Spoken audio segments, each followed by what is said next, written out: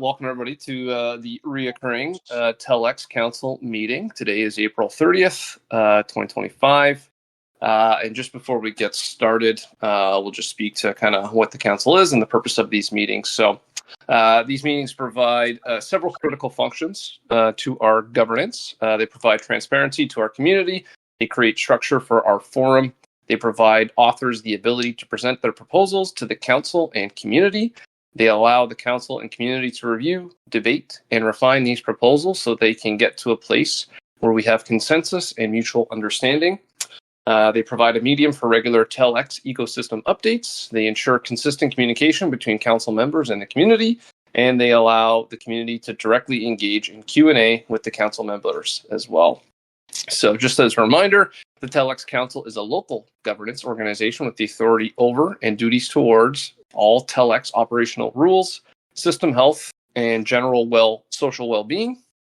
The overview is to accept, develop, and vote on TELx IPs, to change or introduce new elements to TELx, to alter TELx harvesting rules, and is responsible for generally representing the interests of and informing their constituency in matters pertaining to everything TELx.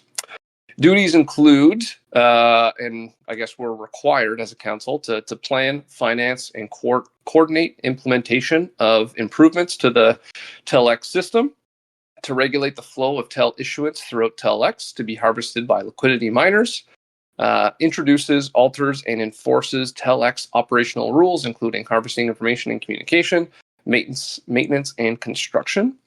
Another one is to inform miners of the activities and outcomes related to TELx and the results from any snapshot votes. These snapshot votes are a requirement for all community members, and in order for a proposal to move forward, there needs to be a 5 out of 6 majority vote with all 6 members voting within a 5-day period from the start of the snapshot. So with all that kind of being said, I'll quickly just go kind of through a recap, and then we can jump into the agenda, for today.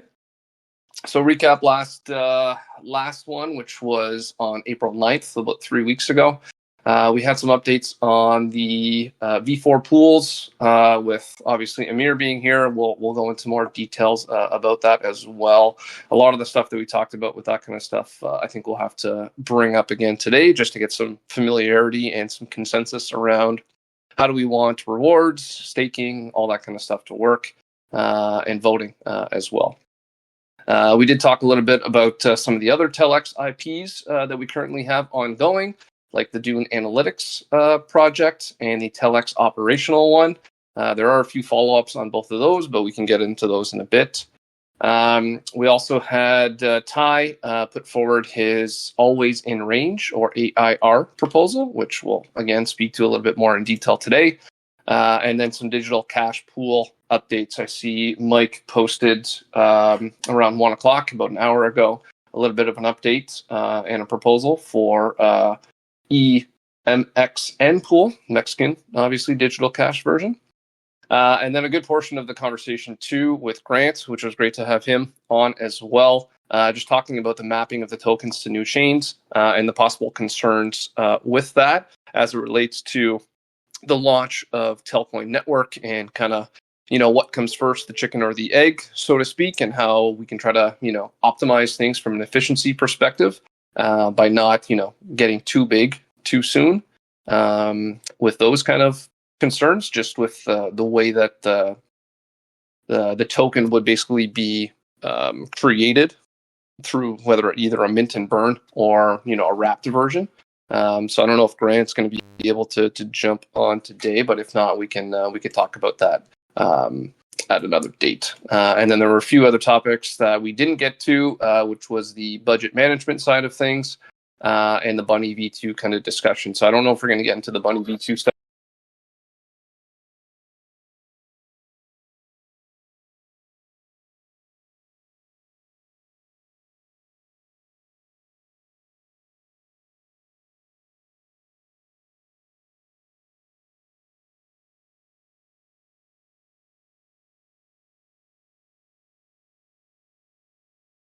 I can't anymore. Andrew, I don't know if you can hear me. I was about to say the same thing. It went silent. for me. Yeah. Yeah, I thought the whole thing went. When did I go silent? About 6.5 minutes ago. No, I'm kidding. I said, don't. You guys have been really patient then with me. Yeah, just about a minute ago. Yeah. Okay, I'll just go through the agenda then for today again quickly. The last thing I heard was Bunny V2. Okay, yeah, Sorry. that was kind of the end of the recap for last meeting anyway. So yeah, agenda-wise, TELxIP Discussions, we'll obviously get some updates. Again, thanks, Samir, for being on. Talk about kind of 4 pools, poly base, update, staking, voting, all that kind of stuff. I've got a little update on Dune. I was hoping Grant was going to be on as well to talk about the operational wallet and just like the NFT controls and how that's going to work. Then we'll have Ty with a new proposal, the always in range, a little bit more details and clarity on that. Obviously, just posted to the TELx Council, chat in Discord as well. We have Mike that posted about the USDC Mexican pool. So we'll get him to speak to that as well, which it looks like it's going to be a new proposal as well, which ties into the other topics of discussion that we were going to talk about anyway, which is those digital cash pools. We'll chat a little bit about TEL and Arbitrum and kind of how we see that developing. Again, the token mapping to get an understanding from Grant's perspective on how we do that and how we push forward. And then we can chat a little bit more about budget management and how do we do that. And then we'll open it up to the community for a Q&A, and then just confirm that everybody's good for the next meetings. So I'll be quiet for a second, open it up to the floor if anybody has any comments they want to get off the bat. If not, then we can maybe shift to Amir and Ty and talk about some updates on the V4 side of things. I think just a couple of time management things. Mike said he was only available for the first half hour, and Amir's got a hard 1 hour, I believe. So it's probably better if Mike goes first. Also, Beezy's just posted that we're live on X and YouTube, so he'll relay any messages via the comments from the wider community on those channels. Oh, okay. I had a little bit more time. I had my meeting canceled, so okay. Yeah. Cool. Well, maybe let's start off with you, Mike. Anyway, Sure. and Amir. I think they all kind of tie together, maybe, and tie part of your always in range kind of motion too, as we talk about these new V4 pools. We talk about hooks, like it's kind of a bigger kind of ecosystem conversation anyway that kind of ties in, a couple of these kind of proposals anyway. So, right. Yeah, I think there's the central component here is sort of like getting through the technical specifications and how close are we to that and to launching the already approved pools, and then we could dovetail into like making the proposal for the EMXN pool. Because I think that's a high value item going into the summer, and so we can see what sort of our lift is to get all this stuff sort of shipped. Not if you have any more clarity on that, Amir, or if you feel like there's what are the dependencies now at this stage? Yeah, absolutely. In case anybody jumped on after I started speaking, I apologize. I'm a little sick today, so you'll have to bear with me. But my name's Amir. I'm not a member of the TELx Council, but the Platform Council, and I'm also a Telcoin employee. I've been jumping on a few of these meetings with regards to kind of essentially, in a sense, updating our pool infrastructure through TELx. One of the things I've been doing most of my investigations in is how the V4 pools differ from our current infrastructure, how we can update to those new pools and the benefits that they provide, as as well as keeping whatever features that we currently have available. Maybe not backwards compatible, but we're not deprecating anything that we have existing. This would include, the ability to stake and receive TELx rewards, as well as voting. Those are probably the two major components. Obviously, this plays into what Ty has brought up, but that would be a new feature. So there's just that extra layer. So last time when we ended, I essentially posed a few questions to the council with regards to how we wanted to calculate rewards or voting strength. For those of you who are unaware, most of our pools are balancer pools, and they operate at slightly different. They use a ERC20 token mechanism in which you add liquidity, you get tokens that represent your contribution to the pool, and a lot of our TELx infrastructure is based off of that. We're looking at moving to Uniswap v4, which has a very different way of going about it. It has some advantages, but we need to essentially recalculate the way we provide a lot of these things.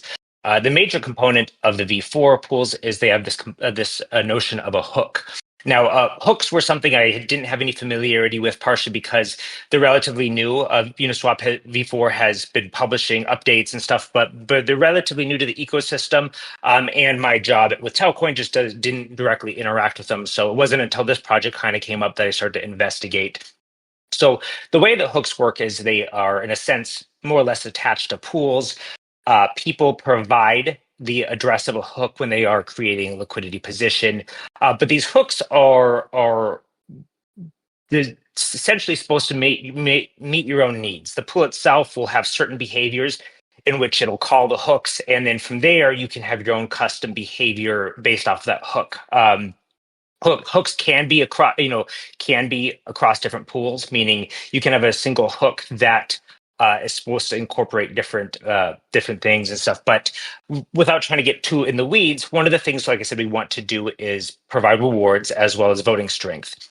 Since there's no ERC20 concept of like a liquidity pool token, our current staking contracts no longer work with that because you aren't getting tokens in the same way. So the way we're currently looking at it is having a hook in which when someone does, there's other features available, but we're looking at incorporating just the addition and removal of liquidity, as a liquidity provider, and when swaps are performed. One of the key features of this new liquidity position system is that you can stipulate a range in which your liquidity works. It helps centralize or keeps a healthier pool, but if the pool deviates from this, you're no longer accumulating rewards. So that brings on an extra level of complexity of tracking multiple people's liquidity positions, see if you're falling in and out of that range.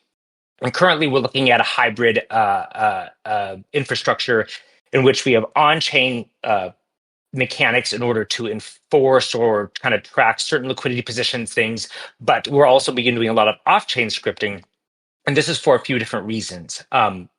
Some of this is new information, some of this is old, so I apologize if some of this is just the same, but I'm going to start transitioning to some of the newer stuff. So in our previous pools, the balancer pools that are on TELx, they will be proportion pools, which means it'll be like 80% TEL, 20%, whatever the other currency is.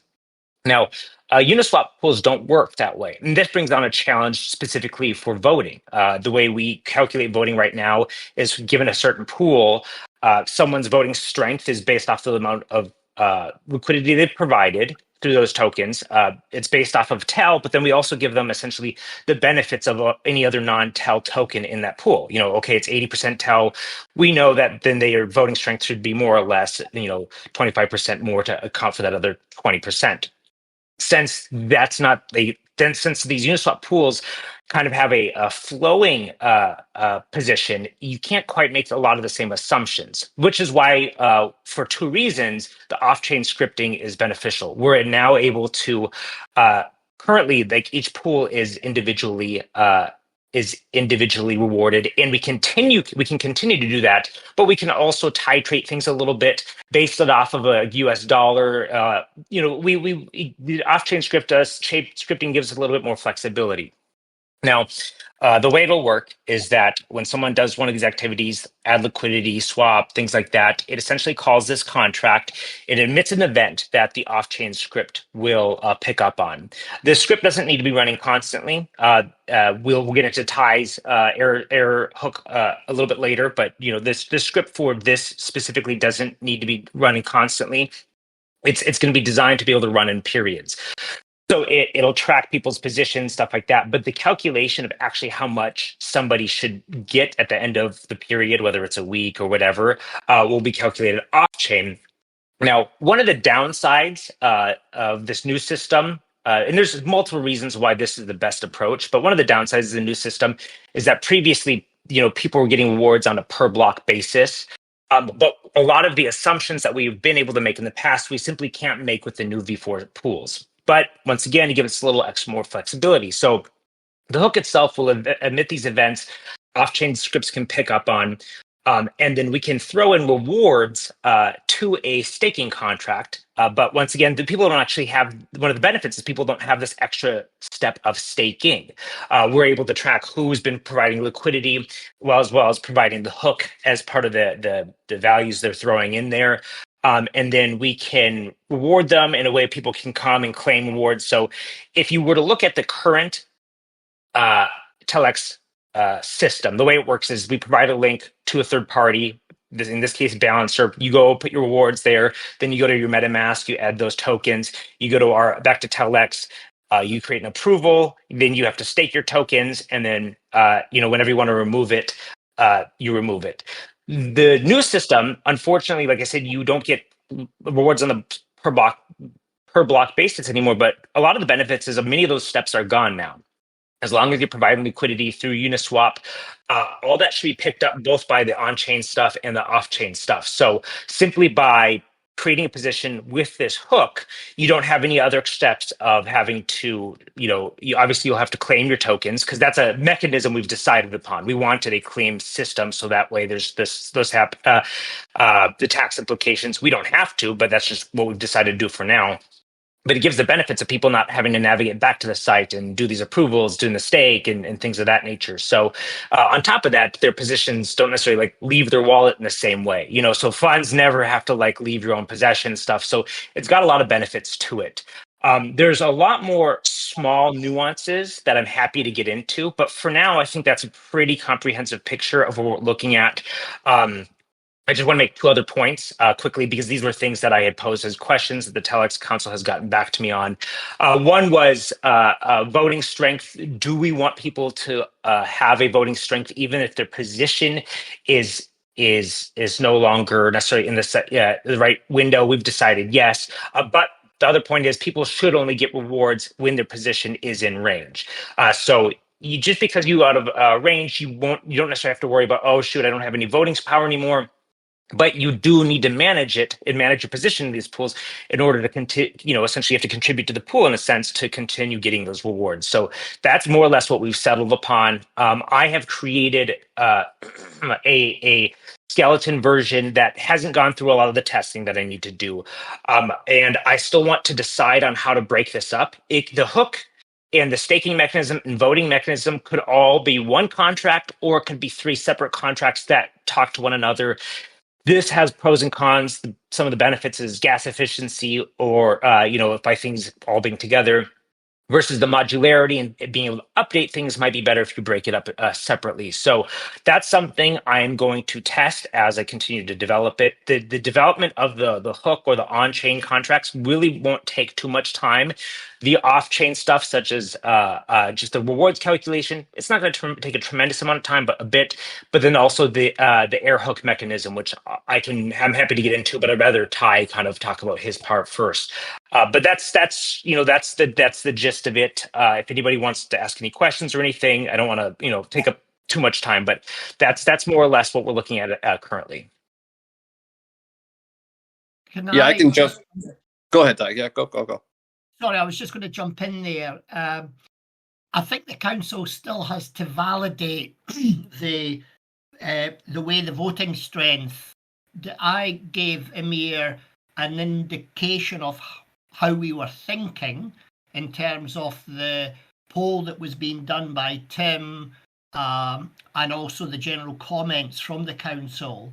But I still think as a body we need to ratify this should voting include all liquidity that's in and out of range. I think that's just one point on the voting, just for transparency. The rewards, certainly, I think we're all in consensus. It should only be rewarded if the position is in range. But in terms of voting, there was still some discussion, and I know Will opposed the general idea, which was voting should only be in range, but he was willing to concede if the consensus said all liquidity. So I think we just need to ratify that for clarity, but I'm happy with Amir's summary so far. And that's fair. A lot of what I've discussed, I have enough to. It's not like changes can't come along, right? We need to be at a steady state before we get to an actual audit of the smart contract. However, I have more than enough to finish up the smart contract itself. If changes happen, they happen. But I have more enough to finish that and at least get started on the off-chain thing, off-chain side, and that is that, you know, so if changes happen, it's not a big deal. One other thing that I just like to mention, it's like I said, it's kind of a negative, but it has some positives. For the voting, the easiest / more accurate way of going about it is voting. Essentially, voting weight will be.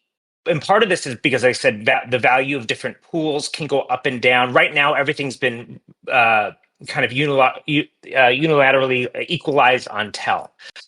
We can't do that in the same way anymore, just because of the way V4 contracts work. So we'll kind of have like an attestation period in which people's voting strength and stuff like that can be published prior to a vote. I can get into this. Like I said, it has some positive and negatives. The negative is that, you know, it's essentially it'd be predetermined slightly before the vote starts. That said, that's similar to how votes work today. Once the vote starts, you can't really change your liquidity positions, anything like that. However, it does give us more flexibility going forwards in the future, as far as if we wanted to weight things different, such as like, you know, if we wanted to weight people's voting strength based off of time of staking and stuff, that's something we can update. There's a handful of small benefits too. So it's got like that one downside, but I kind of digress from your last comment. The point is I have more than enough to get started and make a lot of this stuff. And at that point, that the voting side, I think we're at a good enough state where I don't have to worry too much. And if that comes to change, it's not a terrible thing to change. Good to know. Okay. Ty, based on your point, maybe it's good to just do a quick roll call and see if anybody has any opposition to what we're saying. Again, from Tim's poll, 70% of the people that answered said to give TEL rewards via TELx to LPs within range, which, again, I think we're all under the same assumption that is the way that we want to do kind of fees and rewards. And then the second part was to allow all LPs to vote whether in range or not. So does anybody have an opposing view? We know that Will is kind of on that opposing view. I think, Mike, you had slightly mentioned you can kind of go either way on that. So I just wanted you guys to maybe weigh in and provide your feedback. Tim, I see that you're open with your mic. Maybe just give us your feedback on where you're at with it, and then we can move to Mike and Matt and try to get some consensus here. So Amir has a little bit of a better understanding of which way and which direction to go. Yeah, thanks, Andrew. Yeah, I'm definitely in the camp of what we've decided, and the majority of the people who've been polled. So yeah, it's the rewards within range and voting for everyone. Okay, thank you, sir. Mike?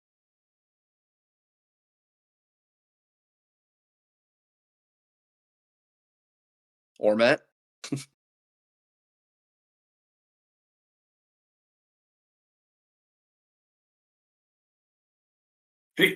Hey, I'm still playing catch up on number of fronts as I'm understanding how these what the proposal looks like.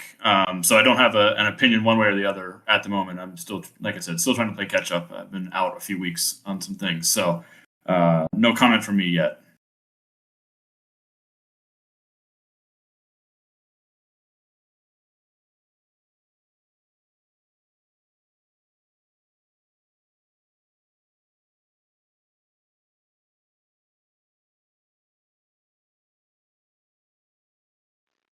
Okay, we've lost Andrew. Anyone else? Mike, are you there?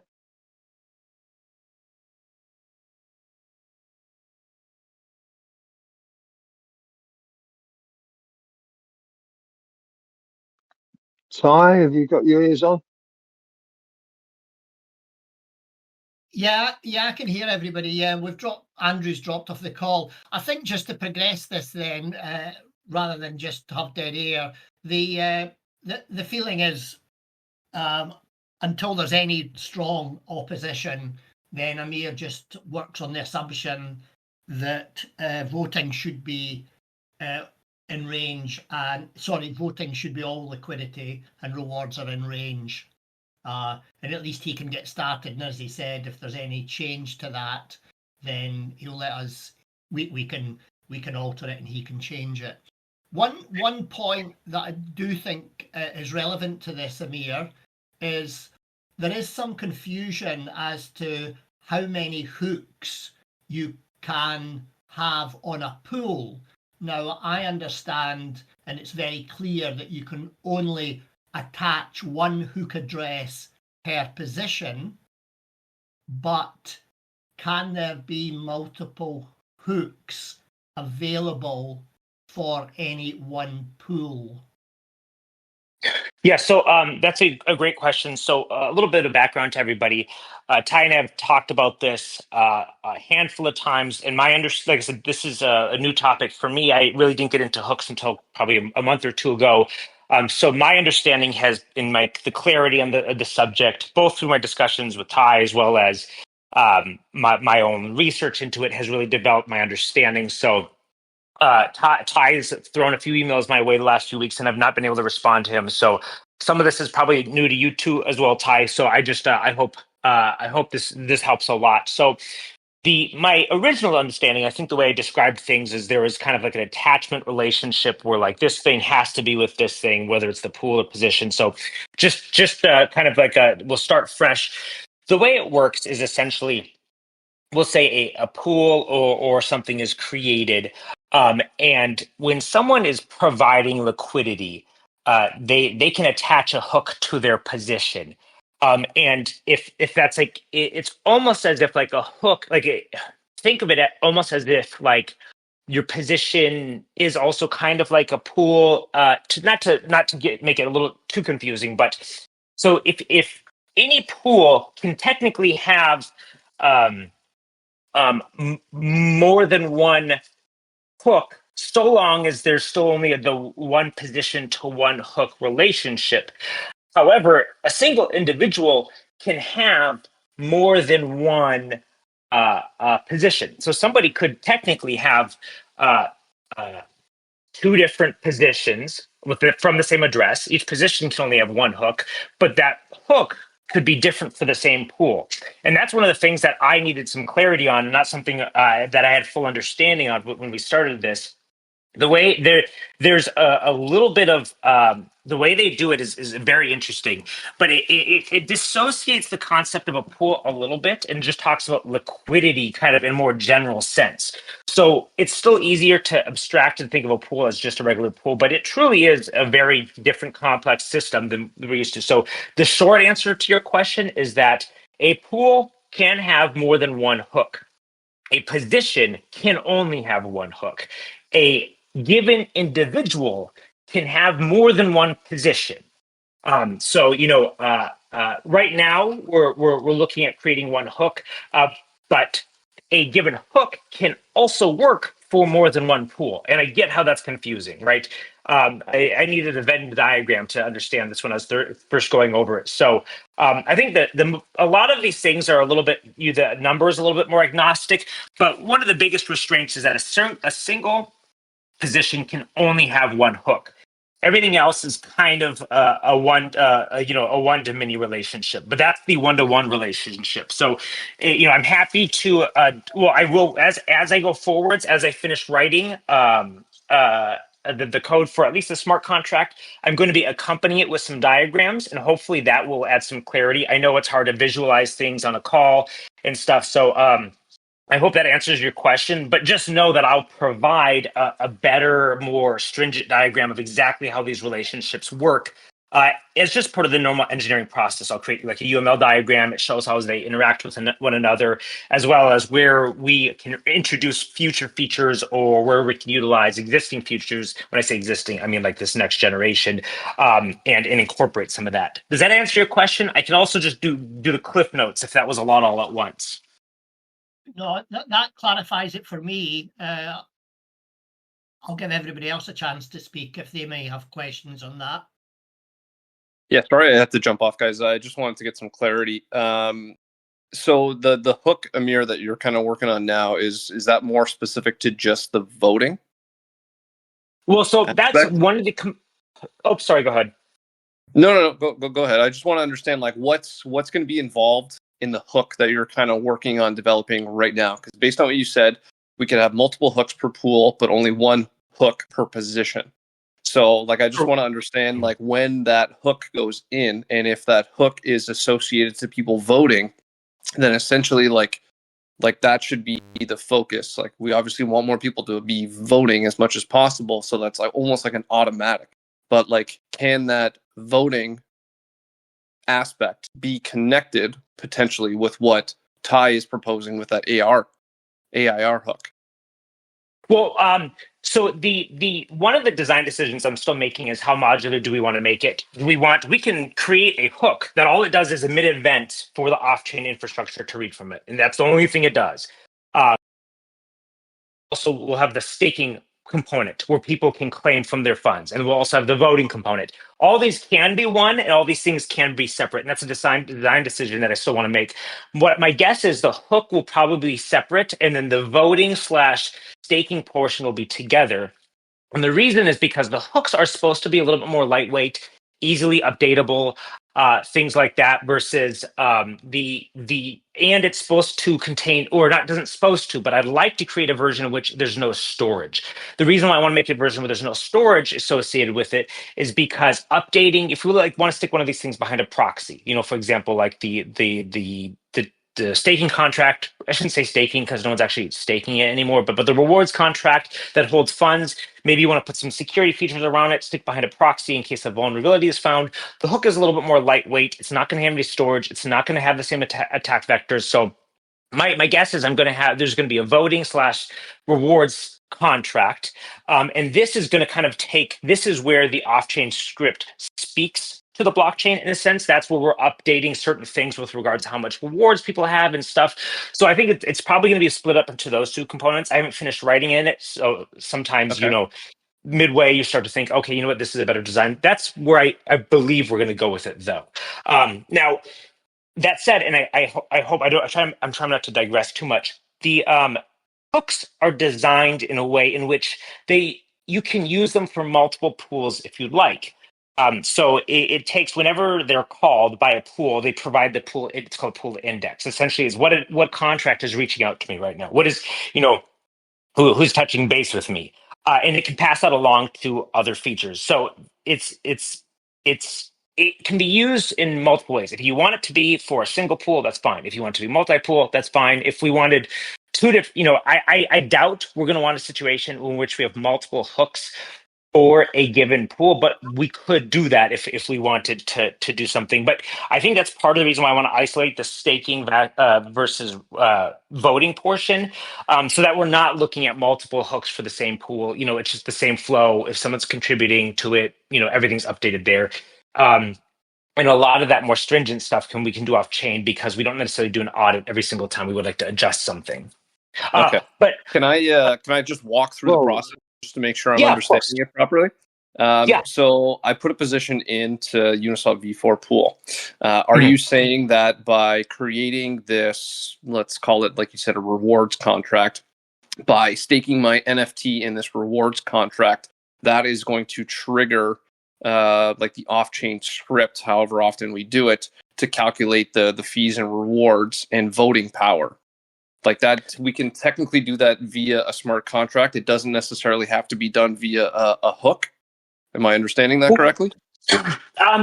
Close. So essentially, when someone creates a position, the position is, you could say, more or less used. The hook has a reaction. That in this case, that reaction is what the off-chain the off-chain script reads from. It says, okay, I see that reaction. I see that somebody added liquidity. I see that somebody did a swap. So that's one component of it. I also want to have it, and this isn't necessary, but it will help things. I want to have it call a separate contract, which is the rewards contract. And the reason for that is we won't really need that NFT staking portion. There's not really going to be that aspect of it. The hook is just going to call this other contract and update certain values so that the off-chain also has access to certain information and is able to query at a certain block certain information better. Does that answer your question? But it leads to more follow-up questions for sure. Sure. I was just going to say. Can I just jump in there? Yeah, go ahead, sir. Sure. So I think where I thought Andrew was going here was where I'd like to ask a question from someone who's quite simple like me. So just hear me out here. If we've got a position, if I've got a position and there's a hook associated with that position that involves the voting or rewards or whatever it is, okay, there's a hook for that position. I'm only allowed one hook. So am I now not allowed to have the hook that's in Ty's proposal for the always in range? So, am I not going to have a chance at that hook because I'm already hooked on this hook? So this is something that I think Ty and I need to work out a little bit. The air hook isn't going to be a special hook specifically for that program. It's going to piggyback off of the same one. Now, the short answer to your question is, if there were two different hooks, yes, a single position could only have one hook. But Ties is a little bit more of a off-chain infrastructure that would constantly be running, that would update a position as certain changes happen on chain. So it in a sense is, think of like just another off-chain thing that is reading from the same hook, not necessarily an entirely new hook. It's built upon this other infrastructure, partially because I'm keeping that in mind. But I also have some other nuances in which I want to bring up with Ty, because I said I haven't been able to answer a lot of his questions. But it's more of a piggyback than it is an additional hook itself. Okay, I got you. So we can have a hook associated with my position that basically does everything that we program it to do, which includes all of the things we're talking about. And that's just one hook that does everything, basically. Yes, but it's a lot of the heavy lifting is the off-chain side of things. It's not the hook itself. The hook itself is going to be quite simple. The off-chain, like the updating of positions, is a little bit more complicated. But it's not. I don't want to say distinct. It is distinct, but it's not like mutually exclusive. It's not one or the other. But from that perspective too, I'm just concerned that if people want to do it, like if we do implement the AIR proposal from Ty, and people want to, or some people don't, how do they have that functionality if there's only one hook? You essentially have to subscribe to the hook in order to get into the pool, by the sounds of it. And if that's all connected into one, we're not really providing a lot of optionality. But like, I know we've talked almost like 40 minutes on this. Like, I'm thinking maybe Amir, we try to have a call outside of these meetings to try to understand it a little bit more, and maybe try to get a little bit more people involved from the council, just so that we have a better full understanding maybe in the next week or two. Like, I know just timing wise, people have other things going on too, and some other stuff on the agenda that we wanted to touch base on. So I don't know, like, where's everybody heads at with that? Yeah. If we try to maybe just kind of postpone this conversation until we can kind of book a meeting. But Yeah, that's I a, think it's that's a a good great idea. that's a great idea. Yeah, that's a great idea. What we I don't think want to do though is slow up the rest of the things that we're doing by trying to build everything into one hook that does everything. If Amir can, continue to get moving on, as you said, the off-chain stuff, however that works, and then we adjust the hook stuff later. Yeah, fine. Yeah, I completely agree. I think there might be some misunderstandings on exactly how the hook is going to be used or can be used. So I'd love to, maybe that just the council and I can have a discussion and I can explain it a little bit better, and then you guys can understand, like, okay, is this something we want to pursue or whatever? Just so there's no misunderstanding on exactly its role. Yeah, no, I think Yeah, that'd be good. I think let's try to. I was going back and forth with Leo to try to get the TELx Council like group email working, because I know it's not working right now. But once we get some updates on that, maybe we can put an email out to everybody and yourself and try to coordinate some time either next week or the week after, ideally next week, I would say, just based on timing, to book an hour to kind of just talk through, make sure that we all understand, and then make sure we're aligned on kind of where we want to go with this. I think that's perfect. And then I can also type up a large email explaining a few things to the group before we meet. So hopefully everybody has as much background information as possible. Okay, no, I think that's a good idea. Yeah, that's great. As long as it doesn't stop us moving forward and getting these new pools up and running and swapping them over for the two that we're going to deprecate. Let's get that done and then adjust this as we move forward. Yeah. Okay. Agenda items. I know, Mike, you mentioned you're kind of crushed for time. Did we want to jump into kind of the EXYZ kind of pool conversation and kind of transition over to that? Yeah, I mean, this is fairly simple. I mean, the proposal would be to use some TEL incentives to incentivize people to provide liquidity for the Mexican digital cash and USDC as the first US stablecoin pair until EUSD is live. And then we would probably transition those incentives or over later. But ultimately, we have to decide if we think that proposal is worthy of consideration, and it's through via deprecation of another pool or a series of pools or a certain amount of TEL that's already being allocated somewhere else. Okay. And I'm assuming this would be on Polygon for now? This would be on Polygon for now, yes. Which is sort of, it's obviously not the end game, but it's like, it's a transition. The interim game. Yeah, an interim like digital cash pool on Polygon while Telcoin Network ramps up. So if that makes sense. Yeah, no, it does. Okay, I apologize. I haven't had time to fully read through it. I'm just kind of looking through it now. So far, that's fine, and we can discuss that at the next one. And then I just kind of want to get folks' thoughts on the surface level on whether it feels valuable, or this is Paul's proposal that I just sort of that abstract was written by him. I just put in the other stuff as sort of to make it more proposal-like. But it's still sort of in draft format.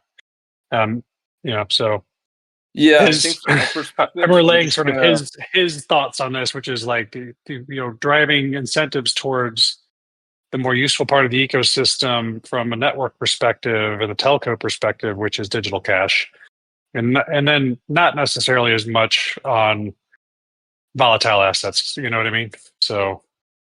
Yeah, well, this is a real world use case with remittances in a corridor potentially being opened by the sounds of it between the U.S. and Mexico. I'm not going to speculate or ask you to confirm anything, but obviously that's where it's sounding like. The question I would ask from like a higher level perspective is, like, do we want to deprecate one of 6 pools to push all of those incentives towards one of potentially 15 or 20, stablecoin pools that will eventually be open? Or how do we allocate resources from that perspective to think bigger picture, longer term, and kind of look at it from that? Because obviously this is the first. It's not going to be the only one.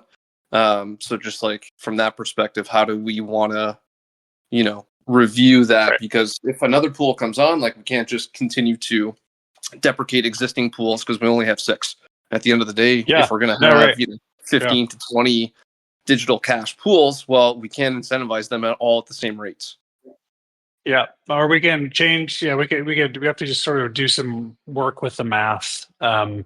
And if we want to have, ultimately, we want to have 10 digital cash pools that are incentivized, and we want to have the total TEL issuance of 5 million TEL per month that goes to those pools at 500K a clip.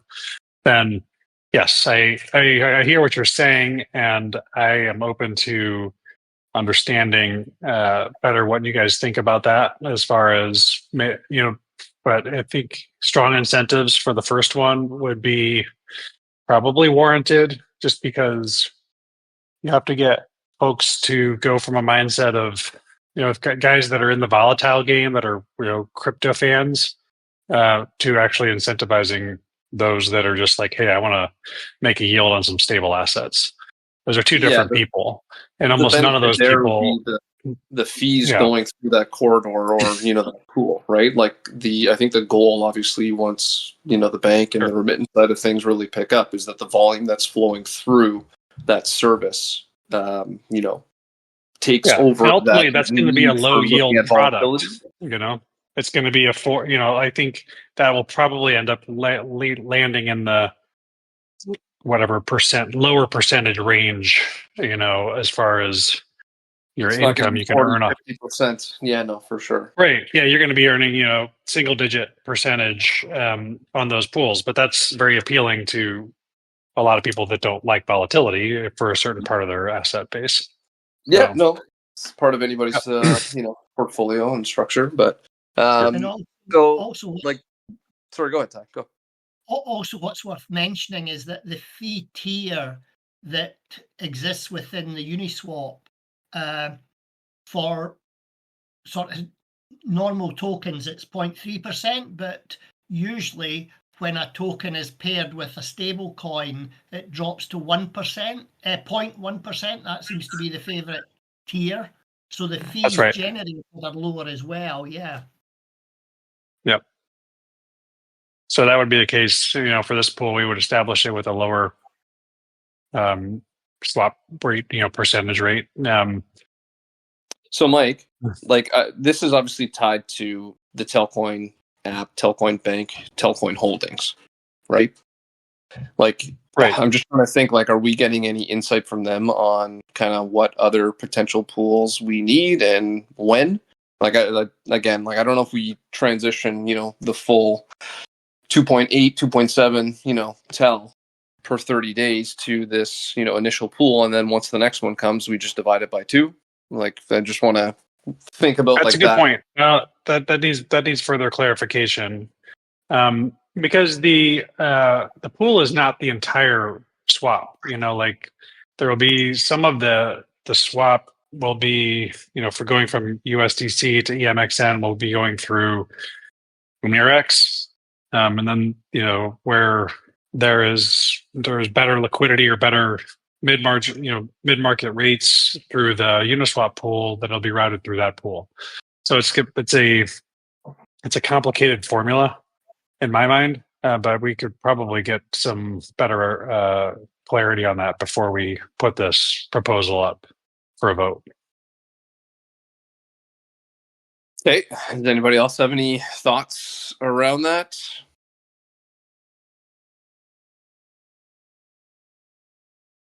Going once, going twice. I'll get more info on that, sort of the timeline. I'll sit down and have a convo with Paul and sort of get the roadmap or the ideas of what that looks like going forward the next 12 months. From that perspective too, if we can book a call even with Paul, just to again maybe understand his perspective and kind of his plans around it too. Obviously, Paul's got a lot of weight when it comes to the things that he says and suggestions that he's making for us. So I think it'd be nice to, not that I want to book meetings for everybody with all this stuff, but obviously these are bigger picture things in my head that deserve a little bit more time than bunching it all into, a 1-hour meeting kind of thing. So ideally it'd be nice to kind of book a meeting with Paul to understand his side of things and kind of where things are going. Just from a bigger picture perspective, because obviously as a one-off, like, this is simple and easy, but like I said, for me, like, if we're going to have 10 to 15 of these digital cash pools paired with USDC, how do we allocate resources towards that? Sure. Yeah, no, I get it. Let's get more info. Sounds good. Okay. Other topics. I'll give a quick update on the Dune Analytics side. I got a meeting with Leo booked for Friday morning, 10 a.m. Eastern time. I don't know if anybody else is going to be able to make it or not, but we're just going to go through some stuff on that perspective and see how things are going. And then just provide some updates on kind of what I'm thinking about where I'd like to see things on a little bit more of an individual pool basis as opposed to a holistic kind of TELx ecosystem perspective. We did say on the agenda we want to talk about operational wallets as well. We know that the operational wallet was created. The 10 million TEL was funded from the year 2 budget. It's just the TAO is going to have control over it for now until they figure out how the control is going to work with the council NFTs, and just so that we can have that multi-sig portion of it going. Okay. We talked about digital cash pools already. I think we're okay there. We loosely talked about TEL being on Arbitrum, and that's being mapped and ready to go. Did we want to look at incentivizing any liquidity on that chain as well? I'll open it up to comments on that one.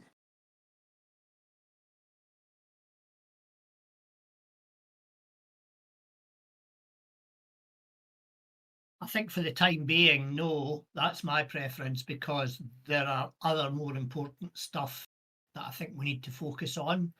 I think we've got enough eggs in our basket at the moment, rather than exploring another chain and another pool incentivization.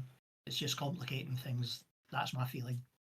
Yeah, no, that's fair. Maybe let's try to finalize what's going on with these V4 pools, get those kind of up and running, make sure that they're running fluidly and without any issues, and then get all these hooks and everything that Amir's working on together. I'm perfectly fine with kind of waiting. I'm just, the fact that we have it mapped now at least provides us the opportunity to do that. But okay. Anybody else have any comments on that? No, agreed. Let's get done the ones that we said we were going to get done, see how they run, and then we can take a decision further down the road. Okay, sounds good. Ty, did you want to touch base on the budget management side of things, or do we want to try to push that maybe for the next meeting? Yeah, I just, while I've got Amir though, I just want to go back on one point, which is the cost. The non-optional stuff in my mind are the rewards and the voting development, because that's not really optional. We have to provide that, otherwise we're not fulfilling the obligations of TELx. So the cost in developing those hooks, is that having to be totally borne by the TELx budget, or is it part of a wider budget? And then the second point to that question is the air hook. You've kind of, Amir, and this is directed at Amir, you've indicated it would be about a week worth of extra work to implement the air hook if it goes, if it gets proposed and passed. That's roughly 40 hours. That's roughly, in my mind, 1 million TEL is a good stab at a budget. I know TEL's currently dropped, so it's less than 1 million TEL currently. But if we allocated, in my mind, 1 million TEL for the development, would that be a good estimate to cover the cost of the air proposal? So there's two parts to that. Who's covering the cost for all the stuff that's non-optional, providing voting and rewards incentivization, and then the other part is the cost explicitly for the non-optional stuff, which is more the AIR proposal. Well, so by far the most expensive thing is the audit itself. In that what as far as I'm no money manager. My as far as my understanding goes is that the cost of the audit would be completely on the TELx council. But I'm no expert in that. But that would also mean the provider that we get the audit done with would be up to you guys' decision making. Also, I know TELcoin has used a few different providers in the past, and I can give personal recommendations of ones that I've used. But how much? If the TELcoin, if TELx wants to go to the association, go to a different organization, ask for supplementary funds for whatever reasons, I think that's fine. From my understanding, though, is the cost of the audit, which, like I said, is by far the largest portion of it, would have to be handled by TELx. And that's not reimbursing anybody within the Telcoin community. That's 100% going to whatever the audit company is.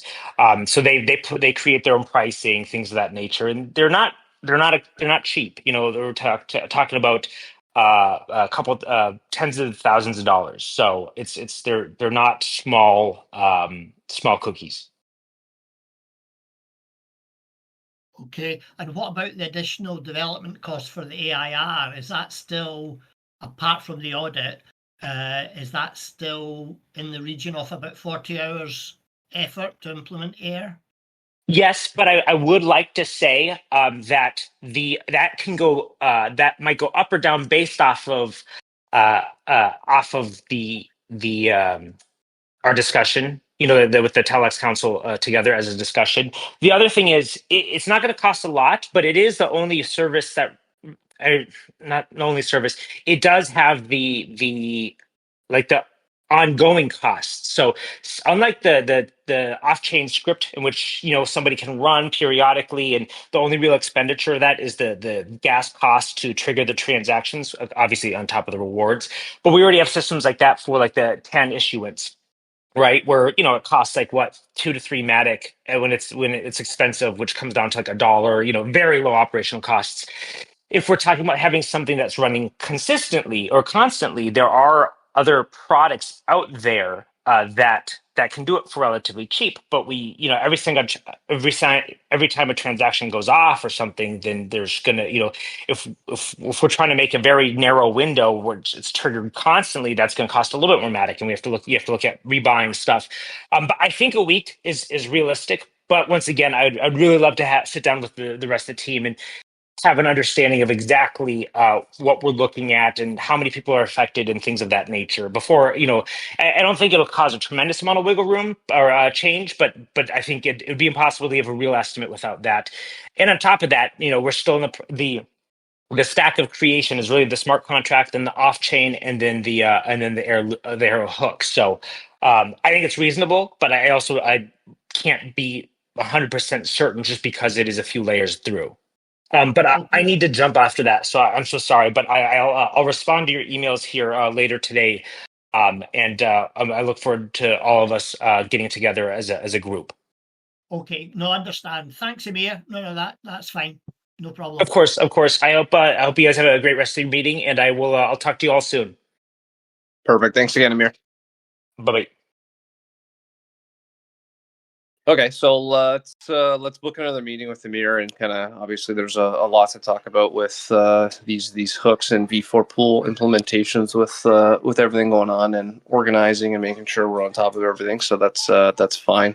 Okay, Mike, maybe this is a question for you. I just see it in the chat from Boo. Any idea how much liquidity we would need for the Mexican USDC pool? I'm assuming the more the better, obviously, but yeah, I don't know what that exact number is, but I mean, I think that all depends upon volume as the utility of that pool increases and flows. But I don't know. I'd say at least it would probably need to be at least a couple $100,000 in value just to be useful. Okay. No, that makes sense. Okay. Is there any other community questions? I'm just trying to see what else. I'm sure we've missed some stuff that we probably wanted to talk about today, but we could always catch up on the next one.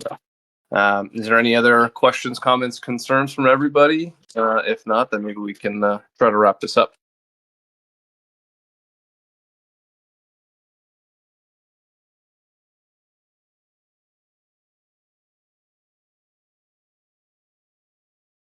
Did we answer all of Boo's points that he posted earlier in the chat? Not in the comments, but on the council thread?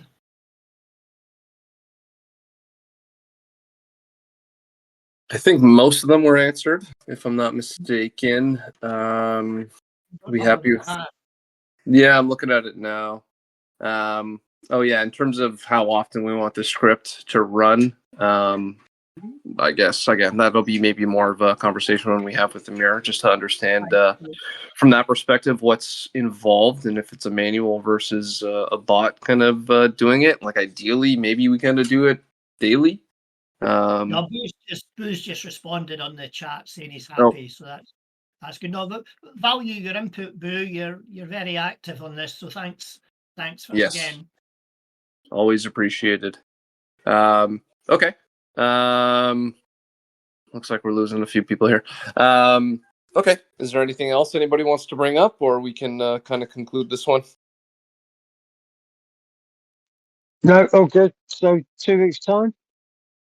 Yeah, next one currently scheduled for May 14th at 2 p.m. Eastern time again. But obviously we'll be in talks probably in the next day or two just to try to coordinate a time to meet up with Amir and get a little bit more understanding on the V4 stuff and take it from there. Yeah, I think that's really important because there is such a lot of new complexity getting added that we really need to keep on top of that. So, well, especially with the transition, essentially, what it seems like from Balancer to Uniswap, right? So this is one of those key pivotal things that we need to hone in on as we start making those transitions. Yeah, yeah, definitely. Okay, good. Good. Okay. Seems like things are good. We'll shut it down for now, and we'll touch base either Telegram, Discord, or X in the next couple days, gentlemen. Cool. Cheers, guys. Night. Take care, guys. Cheers, Andrew. Thanks. Bye, everybody. Thank you, guys.